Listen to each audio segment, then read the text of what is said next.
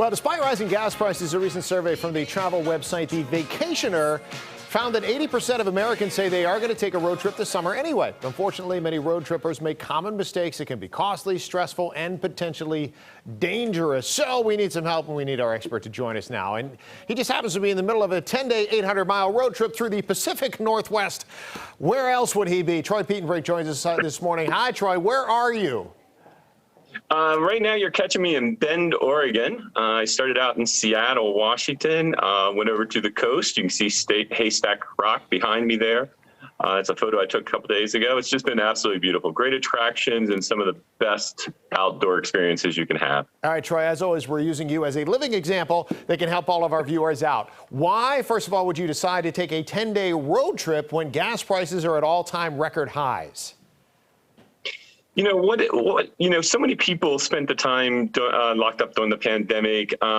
Most people didn't spend a lot of money. So even though gas prices are going up, most people are sitting on some savings from not traveling previously. So they're willing to kind of bite the bullet there a little bit. And when you look at it, airfare prices aren't much better. So when it comes to travel by car, it's not that bad of an option. All right. So you're in the middle of it right now. What do you recommend for people who maybe if it's not, 10 days would be great, but even if it's a 5-day or a long weekend, what do you recommend in 2022 if we're planning a road trip? Well, I think there's some basic mistakes that a lot of folks make. And one is they don't budget enough time when they're traveling. You know, if it says it takes an hour to get someplace, assume it's actually going to take you 20 to 25% longer. So with traffic and stoplights and all those sort of things. So you don't want to be stressed out with over planning either. So give yourself time to explore. Don't forget the budget for tolls and parking. Those can be sneaky costs that catch up to you really quickly. Also, make sure when you're traveling, you're hiding your bags and stuff. So many people will pack the back seats full of things.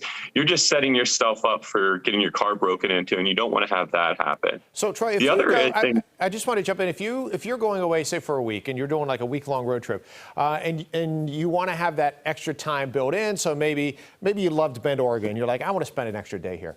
Do you put that much time aside, or do you just say, let's not pack each day full of activities?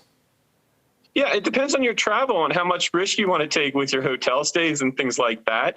If you are planning where you can cancel last minute, that's always a great option, because if you decide you really like some place that you're staying, you want to have that flexibility.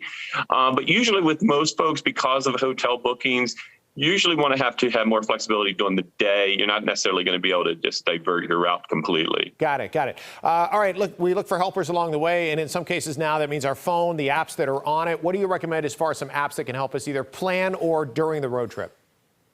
Yeah, I mean, there are some great apps out there to help you. Road Trippers is one of my favorite. This actually has suggested itineraries. And with this, you can actually share your itinerary with the folks you're traveling with, and you can all make real-time changes together without having one person logged off, one person logged on. It can be real-time. Gas Buddies, speaking of gas Buddies is going to help you find cheap gas or least expensive gas in the area. So you're not spending all that extra time trying to find the lowest priced gas. Parking Panda, the same sort of way. You don't want to spend time having to hunt down a parking spot. Here you can book it in advance, pay in advance, know the price in advance. Roadside America is also a really fun app. This allows you to find roadside attractions, those novelty items. It's what actually helped me find the world's largest oyster in South Bend, Washington. And then, of course, Waze, a lot of folks are familiar with from commuting, but also great for road tripping, lets you know if there's construction ahead, helps you avoid those speed traps, those sort of things. So all those apps combined can really de-stress, help you stay safe, and have a good time. I want to find the world's largest pearl to go in that world's largest oyster. Troy, real quick. Yeah, you and me both, Steve. Right? Before we let you go, a lot of people are, during the pandemic, they were doing the whole rent a camper or an RV, drive around, do all that. Is that still viable, or is that getting outpriced because of gas and demand?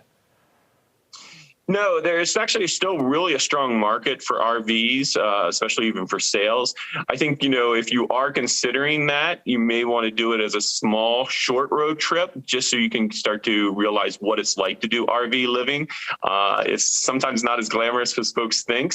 But if you start out on a small trip, it's a good way to experience. And then you can decide if you really want to make the investment. Great picture, you guys, at the Space Needle, and I've actually been to that wall of gum, as disgusting as it sounds. It's a tourist attraction. People love it in Seattle. Thanks, Troy. I appreciate your time. It's pretty gross. All right. Hey, thanks, Steve. Safe road tripping. There's Troy's info if you want to check it out, and check out his IG or his website as well for some more tips. Claire?